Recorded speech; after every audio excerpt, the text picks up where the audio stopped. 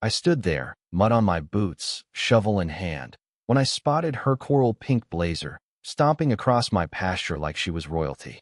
Behind her, two guys in matching polos rolled out measuring tape like they were laying claim to the moon.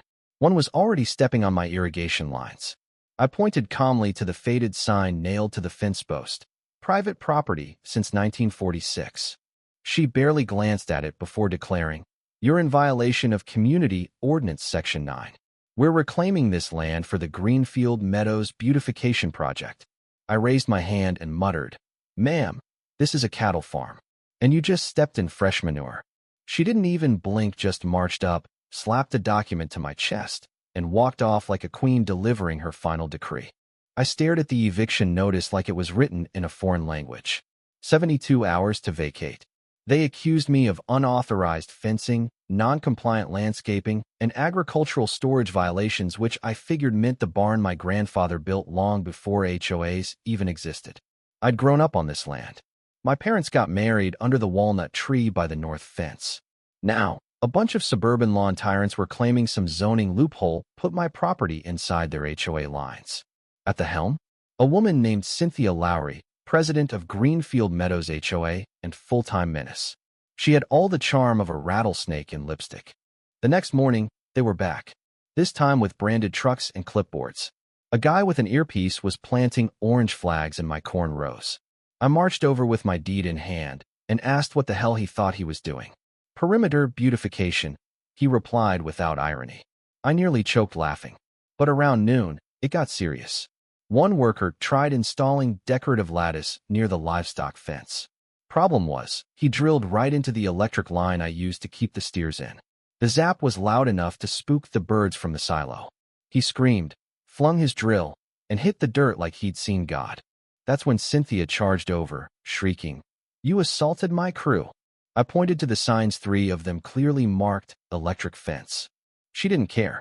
Threatened to call the sheriff, the city planner, and her cousin who supposedly worked in real estate law.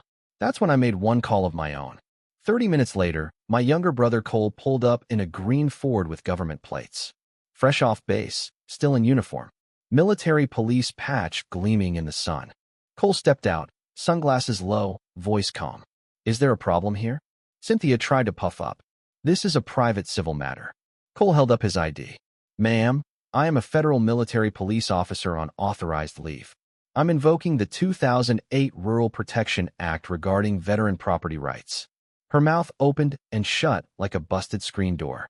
The surveyors backed off. The workers packed up. Cynthia hissed, "This isn't over." Cole smiled. "Then bring a badge and a lawyer next time." The next morning, my phone blew up.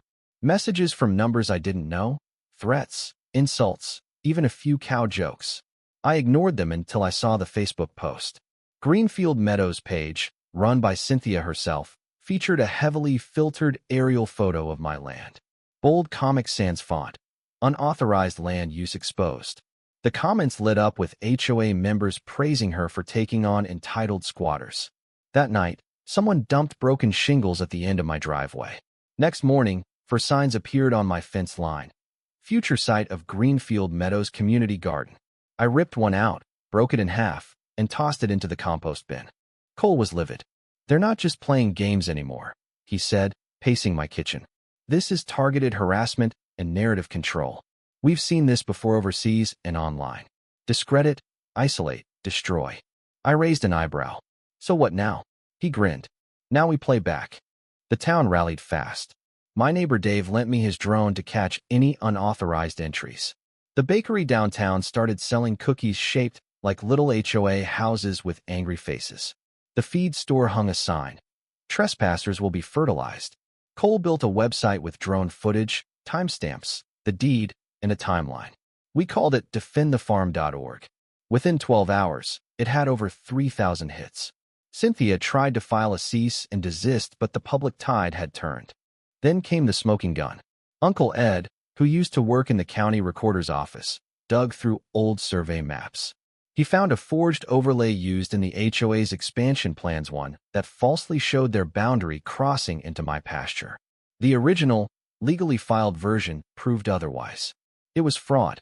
Cole contacted the Department of Justice's Rural Land Division. They told us to hold tight while their legal team reviewed it. Meanwhile, Cynthia filed a fresh complaint this time alleging my cows were destroying native wildlife habitats and emitting olfactory disturbances. Translation: cow poop smelled like cow poop. That's when I knew they were getting desperate. But the real blow came at the HOA emergency vote meeting. Cole had bought a townhouse in Greenfield Meadows a week earlier. He walked into that meeting wearing slacks and a calm smile, handed over his voting credentials, and stood up when Cynthia tried to rush through a vote to seize my land. "Before this vote proceeds," he said, "I have information this board needs." Gasps. Cynthia turned red. Cole distributed federal documents proving the map was fake, the eviction illegal, and that the HOA was facing a cease and desist from the DOJ. One board member actually peeled off his HOA polo and folded it over his arm. Cynthia shrieked that it was irrelevant. Cole replied, "Then why is the federal government watching this meeting right now?" The motion collapsed. Cynthia tried one last Movian appeal to the county, claiming my solar pump invalidated my historical status. But when the state agricultural official came to inspect, she laughed. "A solar pump? That's like saying a ceiling fan turns your barn into a nightclub." She recommended the land for historical preservation. If approved, it'd be sealed from rezoning forever. Weeks later, while sorting through Grandpa's old desk, I found a folder labeled Special Easement 1947. Inside, a letter from a U.S. senator confirming the land was protected under a post-war veteran homestead program. Untouchable. Cole submitted it to the proper channels. A few weeks later, we got final confirmation. Our farm was now a protected heritage site. But the best part? Cole was appointed state liaison for residential zoning oversight. His new role? Auditing all HOA activities in our region. Cynthia vanished. Her house sold quietly. The board members resigned or went silent. But Cole didn't stop. He launched a formal inquiry, uncovered misused funds, illegal fines, and elderly residents who'd been intimidated into silence. Life on the farm returned to normal. Cows grazed. The mailbox stayed empty. And above our repaired gate, we hung a new wooden sign, veteran-owned, HOA-free zone. The bakery made a final cake fondant cows, a tiny military man, and a sugar banner that read, "No Karens allowed." One morning, standing by the pasture with the sun rising and Cole sipping coffee beside me, I said, "You ever think we'd make it through?" He nodded. "They picked the wrong farm.